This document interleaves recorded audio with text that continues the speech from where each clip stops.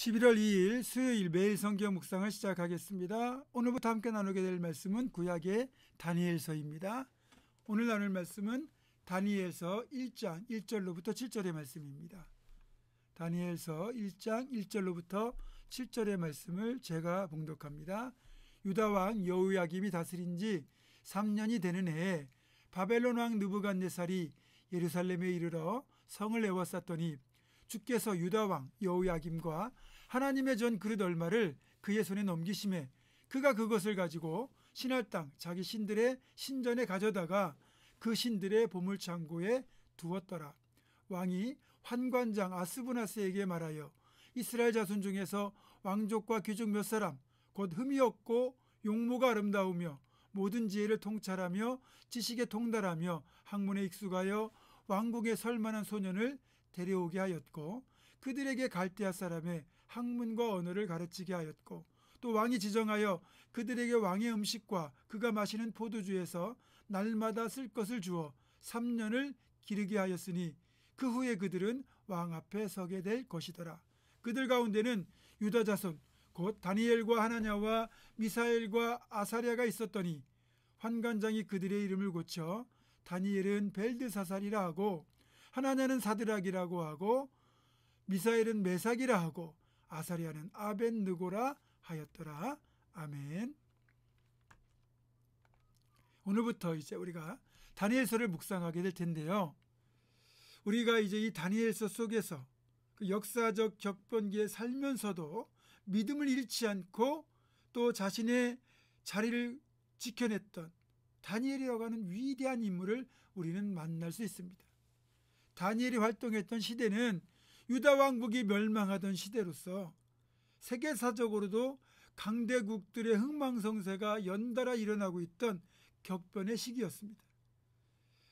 이제 보게 되면 전통적인 강대국 이집트가 있잖아요. 근데 그 이집트를 제치고 근동에서 최초로 강력한 제국을 건설했던 나라가 바로 아수르거든요. 그 아수르에 의해서 북왕국 이스라엘이 멸망을 합니다. 그런데 그 아수르의 뒤를 이어 발흥한 신흥강대국 바벨론이 아수르를 무너뜨리고 근동의 새로운 패자로 등장하여 파죽지세로 제국의 영토를 확장했고요. 그 가운데 남왕국 유다가 바벨론에게 멸망을 당하죠. 그러나 영원할 것 같았던 이 바벨론 제국도 페르시아에게 주도권을 넘겨주게 되고 또 페르시아는 이어서 일어난 헬라 즉 그리스에 의해 멸망을 하고요. 그리스는 그 바통을 로마 제국에게 넘겨주게 됩니다. 불과 몇백 년 안 되는 사이에 이런 제국의 흥망성쇠가 거듭 일어나거든요. 영원한 건 없습니다. 그리고 이제 이 다니엘서의 주인공 다니엘은 90세를 살았던 것으로 추정되는데 다니엘은 죽기 전까지 총리로 재직을 합니다. 근데 그가 이제 사는 동안 느부갓네살, 벨사살, 고레스, 다리오까지 총 2개의 왕국에서 4명의 왕을 섬깁니다. 그렇게 왕국이 바뀌고 4명의 왕이 교체되는 격변기, 역사의 소용돌이 속에서도 다니엘이 끝까지 총리의 지위를 유지할 수 있었다는 사실은 그만큼 다니엘이 하나님으로부터 도우심을 입었고 인간적으로도 흠이 없고 뛰어난 지도자였다. 그런 뜻인 거죠. 자, 이제 다니엘서를 보게 되면 이 바벨론 제국을 세운 느부갓네살의 통치 정책 중에 하나가 자신이 정복한 정복지의 왕족이나 귀족의 자제들 중에서 똑똑하고 용모가 뛰어나고 지혜가 있고 그렇게 출신이 좋은 소년들을 일부 선발해서 그들을 왕궁에서 바벨론의 언어와 학문을 가르쳐서 훗날 이들을 이제 식민지를 통치하는데 그렇게 쓰이는 그런 이제 관리로 등용을 하는 정책을 폈습니다. 다니엘과 세 친구도 그런 통치 정책의 일환으로 유다 출신 중에서 선발이 되어 왕궁에서 특별 교육을 받게 되죠. 그래서 다니엘과 그의 친구들인 하나냐, 미사엘, 아사랴가 그 주인공이 되게 됩니다.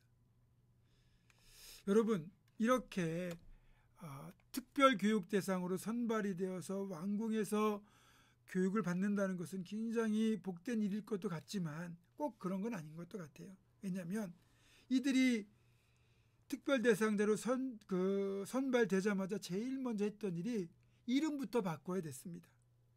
하나님을 뜻하는 엘이나 여호와를 뜻하는 야라는 그 이름이 들어간 원래 유대식 이름 대신에 바벨론의 신들의 이름이 들어간 벨드사살이나 사드락이나 메삭이나 아벳느고라고 하는 그런 이름으로 강제적으로 개명이 돼야 되니까 이것부터도 굉장히 마음이 아픈 거죠.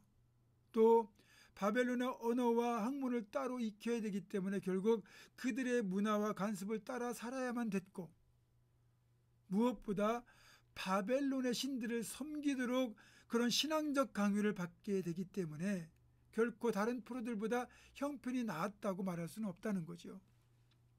게다가 이들의 교육을 책임지고 있는 사람이 왕궁에 있는 환관장 아스부나스라고 되어 있는 걸 보면 어쩌면 다니엘과 세 친구도 환관이 되기 위한 교육과정을 밟고 있었다고 볼 수도 있습니다. 여러분, 환관이 뭐죠?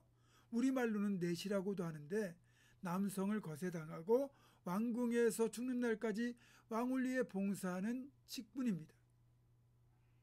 어쩌면 남자로서의 정체성을 잃어버리는 비극적인 삶을 살아야 하는 그런 운명일 수도 있어요. 물론 여기에 들어있는 하나님의 선하신 계획을 발견하는 건 다니엘과 세 친구의 몫이 되겠죠.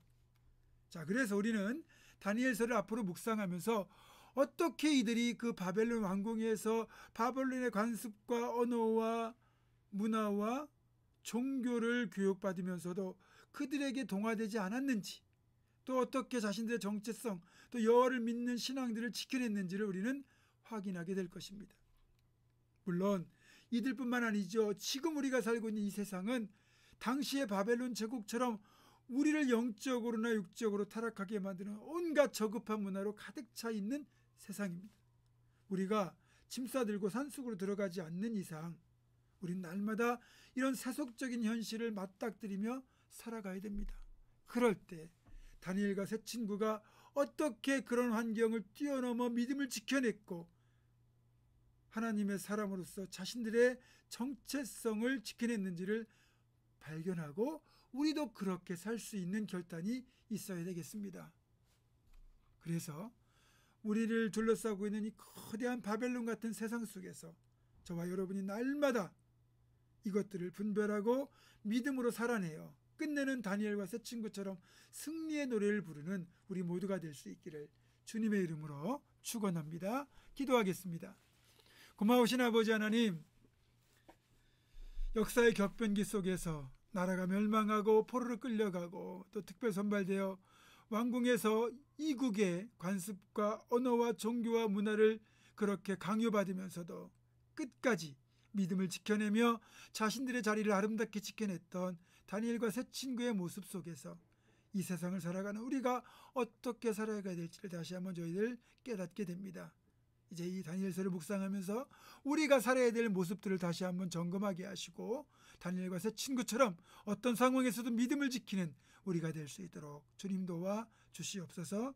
예수님의 이름으로 기도하옵고 이제는 우리 주 예수 그리스도의 은혜와 하나님의 사랑과 성령의 교통하심이 다니엘과 새 친구처럼 어떤 상황에서도 끝까지 믿음을 지켜내는 하나님의 사람이 되기로 결단하는 사랑하는 모든 성도들, 이들의 삶과 가정과 생업과 앞날과 우리 교회 위에 지금부터 영원토록 함께 하시옵기를 간절히 축원하옵나이다. 아멘.